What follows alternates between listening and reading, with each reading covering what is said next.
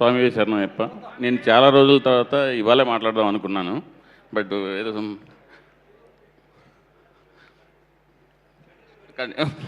Okay,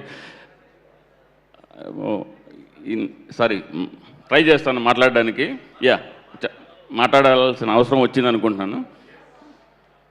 yeah, ఇంత పెద్ద block buster ఇరుముడిలో Shiva నన్ను ఇన్వాల్వ్ చేసి నాతో ఇంత వర్క్ చేయించిన నా శివ నిర్వహణ గారికి అండ్ అసలు ఎంత చెప్పినా తక్కువే అవుతుంది, ఎందుకంటే శివతో నాకు చాలా లాంగ్ రిలేషన్ ఉంది.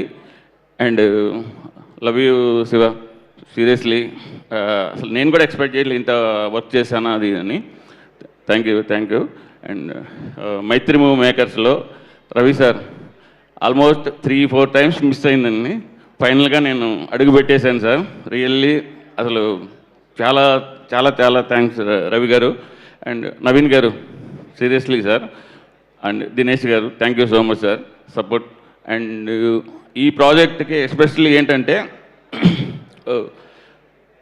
అందరూ ఏంటంటే సినిమా చాలా సక్సెస్ఫుల్గా ముందుకు వెళ్తుంది, అందరూ బాగుందండి, బట్ ఎవరు నన్ను గుర్తించట్లేదు. సో ఎందుకంటే ప్రతిదీ ఆల్మోస్ట్ చేశాను, కానీ పొల్లూరు అక్కడ చేసా కానీ ఆల్మోస్ట్ హీరో గారి హౌస్ కావచ్చు, స్ట్రీట్స్ కావచ్చు, లేదంటే ఓకే ఇట్స్ ఓకే, బట్ చాలా హార్డ్ వర్క్ చేసాం.